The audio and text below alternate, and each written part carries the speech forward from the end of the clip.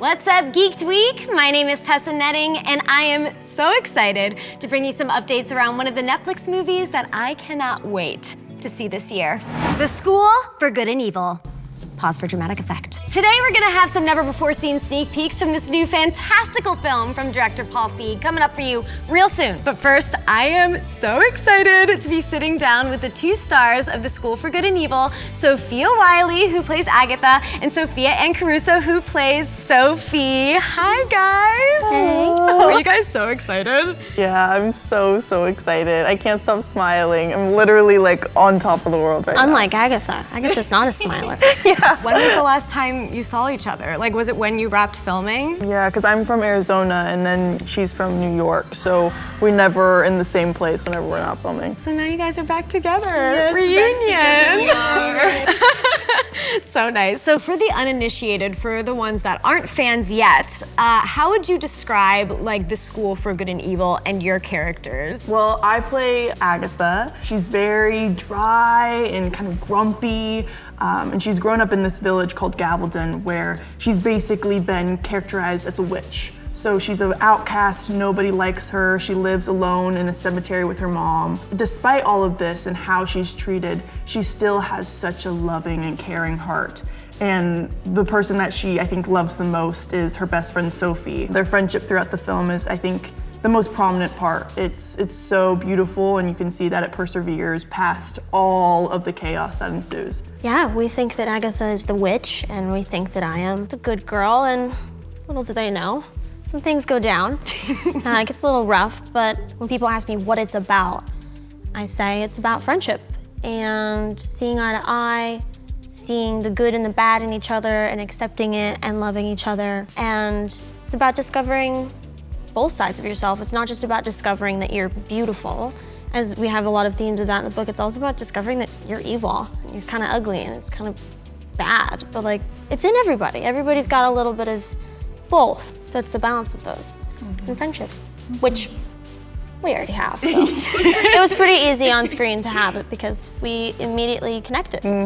So fans got their first sneak peek at The School for Good and Evil earlier this year when we saw a bit of Agatha in action at Netflix Film's 2022 movie preview, and let me tell you, they lost their minds. What did that response mean to you, seeing their reaction and knowing that you are Agatha? I was so happy to see that the fans of the books were accepting of both myself and Sophia Ann as our characters, because I know how much fans of books care, because I am a book fan, and so when I see my favorite book being turned into a movie or a TV show, I want to know, who are these people going to be? They have my precious love in their hands, and it really is like a life or death situation, but I'm really glad that they're liking it so far. Oh, they are so excited. We put the call out actually to some fans for some questions, and the Netflix Geek community, they showed up. So first up from Lore889 on Twitter, they want to know, would you guys be an ever or a never? Yourselves. Oh, we 100% know this. We know the answer. Go ahead, why don't you? Okay, do you want to say mine and I'll say yours? Oh yeah, let's On the do count that. of three? Yeah, okay, so I'm so- gonna say what Sophia Ann is and you say And I'll what say I what am. Wiley is, okay. Okay, 1, 2, 3, never. 100% princess over here. 100%. And you're not like a villain, but you just are like a baddie. Like you just walk into every room and you command it. I remember like that was something I noticed during our audition. I was like, oh gosh, I think she already booked the role. Like I had no clue whether we were both auditioning together or if I was just auditioning by myself and she had already booked it. You were so calm and collected, and you just knew that you had it because she is Sophie in the best way. You're gonna walk into a room with that kind of confidence or nothing's gonna work out for you in this life. You're gonna walk into a room like, I got this. Yeah, I think Sophie's kind of got that too. She's like, excuse me, this is my world. And your outfits reflect that perfectly. So I know, we weren't sure what we were gonna wear All of us, today. come on. We said black and white, good and evil. Yep, good and evil. You guys nailed it, Yes. really. So Laura on Instagram wants to know, what was it like putting on those incredible costumes? Who's gonna talk about the corsets first? Honestly, I think you had the worst with the corsets. Every outfit was a corset. Best. It was the best. Yes, but there were days where great. both of us Oh, would be it like, was amazing. I loved it. can't breathe. I liked it though. I was like, I need more. My poor dresser, her hands were hurting from having to pull the thing so tight. But that's very Sophie. She would have, it would be cinched to the gods.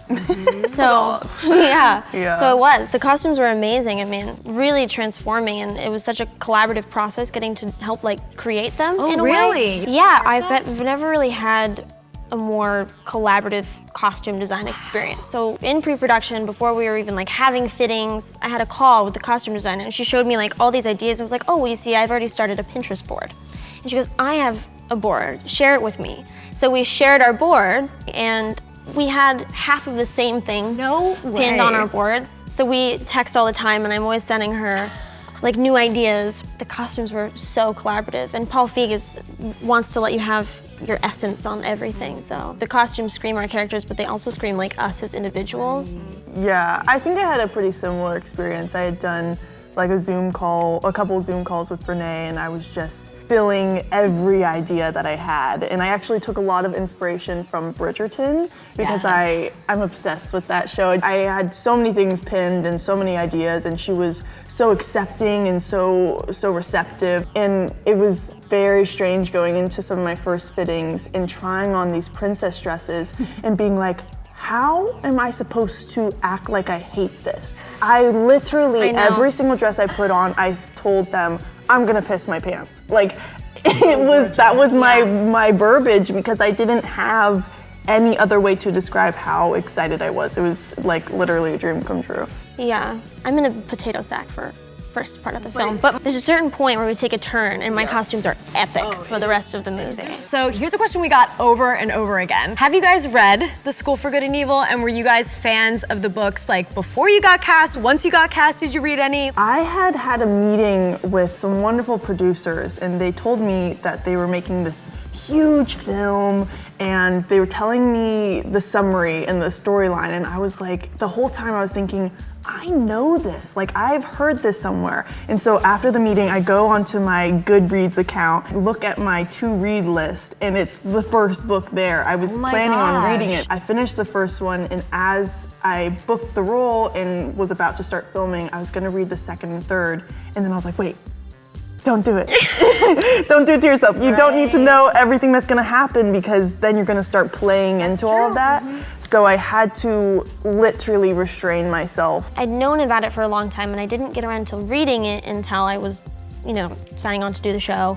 And at first I thought, do I really want to read this? Because what is it gonna do to what I was already planning to do with the character? And I'm glad, of course I read it. How could I not? I had to read the book and I loved it. It's amazing. And I've sort of cherry-picked the things that I feel about the character that I could best represent. I started reading the second one, I was like, don't get ahead of yourself. I like how you both had to restrain yourself. You're not yet, not yet. Yeah. So Zoe Smiley Face on YouTube asks, what line in the books or in your scripts said by your characters resonated with you the most? You're asking me to remember my lines? You go first. A line that I love where Professor Dovey has just shown Agatha that she is truly beautiful, that this perception that she has of herself that she's created because of what people have told her is actually all false. And she says to her, you've been beautiful all along.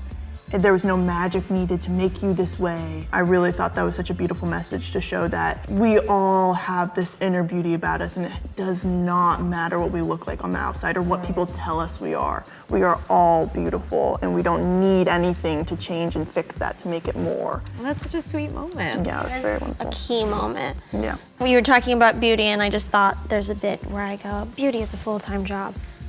It is. It's it's a full-time job. That's just a side thought.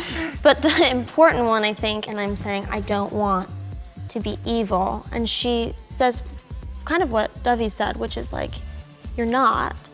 And I grumble a little bit, and then you say, we'll always have each other. Mm-hmm. And that's the whole point, kind of. It's the best part of the whole movie, because what's better than a best friend? Nothing. Or just being accepted for exactly who you are. Exactly. I say you're not, you're human. Like, Exactly. We don't need to be characterized as anything but just human beings. So we can't talk about bringing this beloved story to life without also talking to the School for Good and Evil author, Soman Chinani. Thank you. I'm so excited to be here with these two empresses. Empresses. Wow. Soman, talk to us for a bit about the process of adapting this book to film. Like, what were you most excited to see brought to life? I mean, to me, it's such a part of my soul. I spent 10 years kind of building this world, so I never even conceived of the possibility that it would become real, you know? And I assumed also when it was gonna be made into a movie, first you feel like you're winning the lottery, like the idea that this is happening at all, and you have to constantly wake yourself up from this like living dream you're having. But then you also assume it's gonna be CGI, like the entire thing's gonna be this kind of pixel fest, you know? So to step on set and see the schools built to full life, and then see Sophie and Agatha brought to life by these incredible actresses, it felt like an out-of-body experience every step of the way because it's so kind of transcendent and magical. And I think it reminds all of us the power of our own creativity. What can possibly happen? These you know, experiences and thoughts inside of you come to life. It's been the greatest honor of my life, and I'm just very excited that all the readers and people who've lived in this world for, you know, the last 10 years like I have, we'll get to see it on screen. They did your baby right? Oh yeah, these two especially. I mean, you can't get a better Sophia and Agatha than the two Sophias. The two Sophias. I mean, Sophia squared. There are plenty of amazing magical schools in literature, and you know, I personally wish that I would have enrolled in some of them. What was your inspiration to make this story stand apart from the rest of those? I just have different energy. I feel like I wanted a magical school that felt like a Madonna concert. I wanted this kind of like high female energy that was like powering the school because it's always about a boy. It's time to move on from that and bring forth a powerful, you know, female pair. When you think of fairy tales, you think princess and witch. And what if they were friends? Because to me, a princess and a witch, in a way, are the same. They both can't find happiness within themselves. They need something outside themselves. A princess needs love, and a witch needs the princess dead. So that was really the engine behind School for Good and Evil. That is amazing. I love that. Next question is from Auntie Smoller on Twitter for Soman. What was it that Sophia and Sophia brought to these roles that made them the perfect choices for leads? You know what's so difficult about each character is, you know, on the page I have total freedom to create these contradictions within a character. Sophie is a diva and she's a glamorous and she's a narcissist, but she's also secretly compassionate and has a deep heart and is a great friend at the end of it. But at the same time, she's also like, you know, hard as ice at times. And to find somebody who could play all those aspects, because Sophie, in a lot of ways, is me. we've discussed this a lot. Someone and I are conjoined at the hip a little bit. Yeah, and we are very similar. Sophie's humans, unite. You know, where we look at someone like Sophia Wiley / Agatha, who is good to the bone, and we don't quite understand them. Yeah, we have had this conversation. I'm evil, guys. Secretly, deep down, I'm cool and evil. But can you say that without a smile? I'm evil. Oh God. You're smiling. I know, but With a little twinkle in your eye.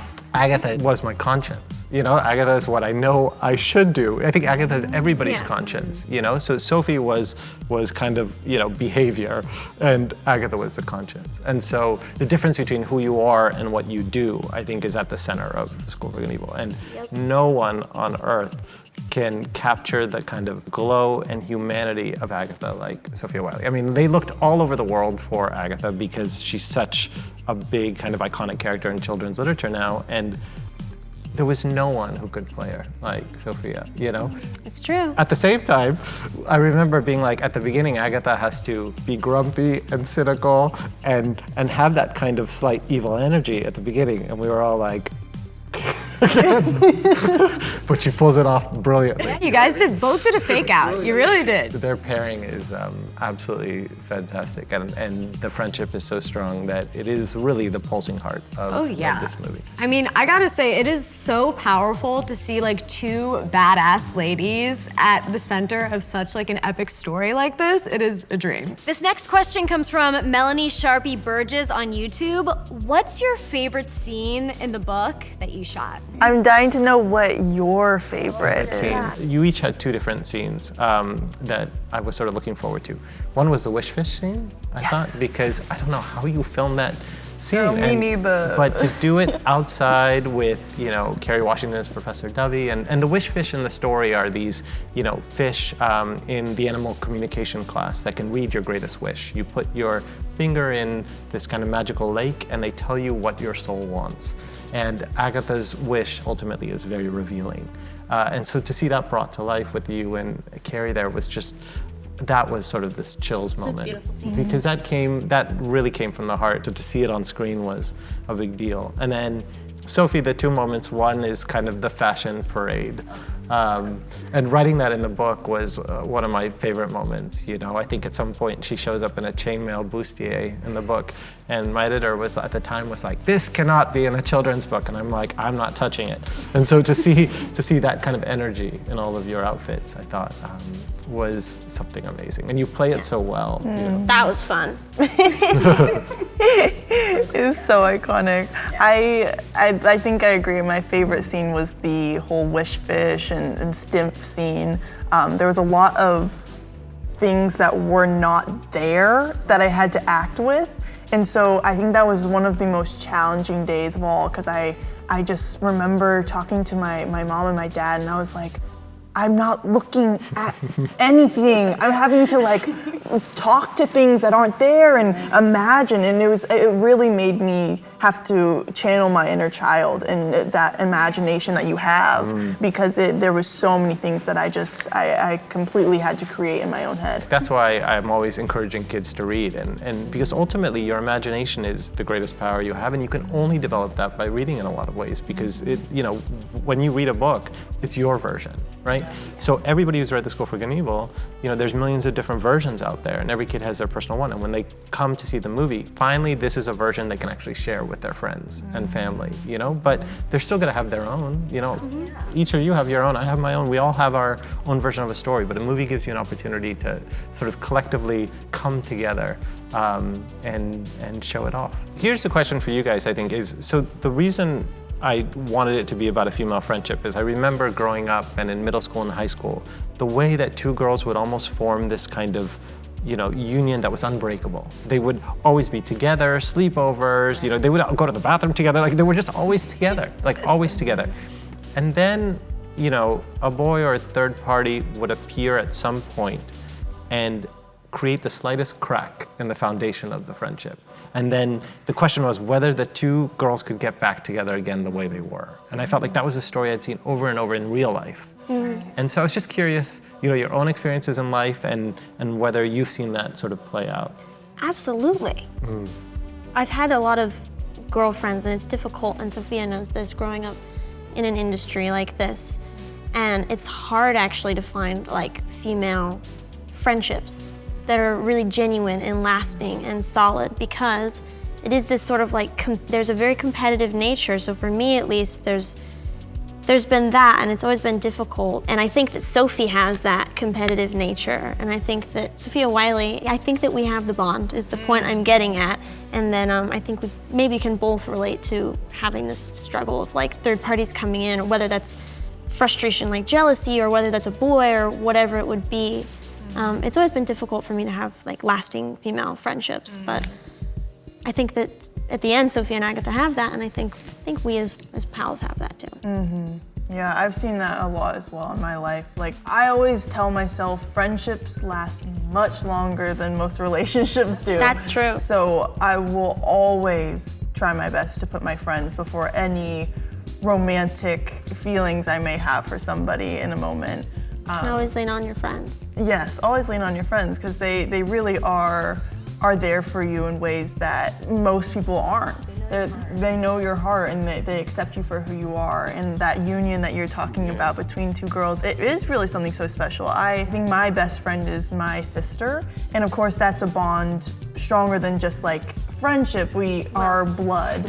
Literally everything I'm going through, she has gone through, or is going through, or is going to go through. We know each other inside and out. And so that bond is unbreakable, no matter if I scream at her one day, or we punch each other, and we don't punch each other. Come on.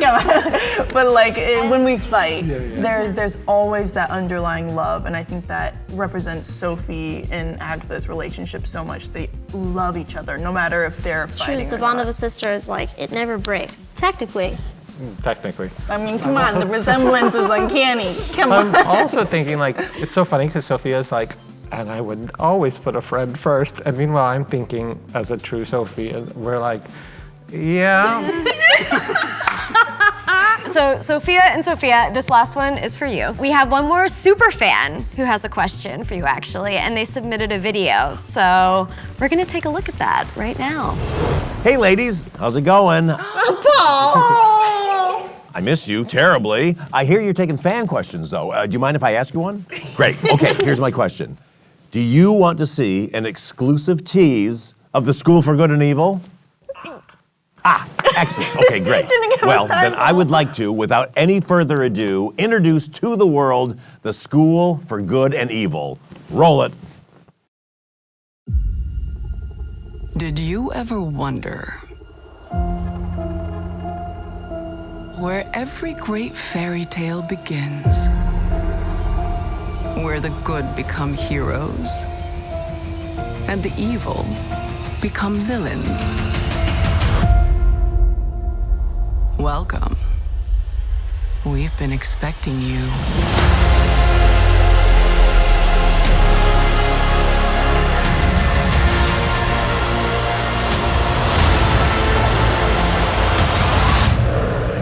What was that?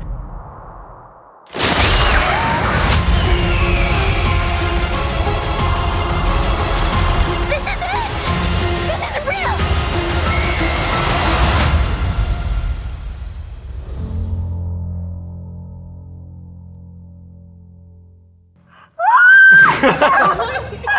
Oh, that's so sick! Oh, I hope my parents got to see that too. This is so exciting because this is the first time that anyone is seeing anything from that. So everyone's gonna freak out, just like you guys. We officially know now that The School for Good and Evil is coming this September. It's happening, it's coming. We're so excited, we can't wait. How does it feel to see that? I love it. We should be proud of what we did. That was hard work. That's insane. It always is a little terrifying because we do our best as actors to put everything we can into a role. And then when we're done filming, we have to just trust, so much trust. But Paul Feig is incredible. He has literally not stopped working on this since we wrapped a year ago.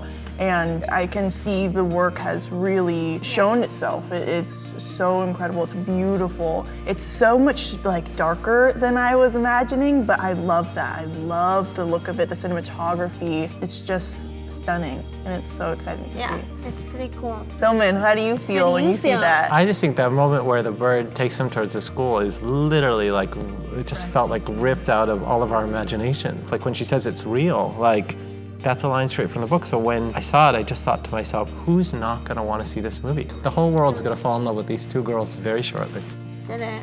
Girl power.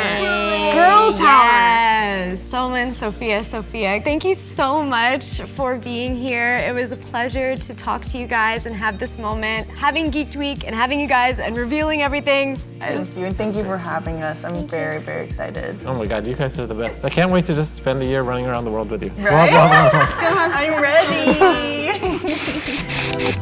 And for those of you at home, there's plenty more in store for The School for Good and Evil before it comes out on Netflix this September. So be sure to follow Netflix Geeked and Netflix Film for all of the updates. I'll be back here at Geeked Week this Friday for a live episode of the Geeked Podcast, where me and my co-host Princess Weeks are gonna break down all the best moments of Geeked Week, including this panel. Geeked Week continues tomorrow with a whole day dedicated to animation, so we'll see you there. Bye!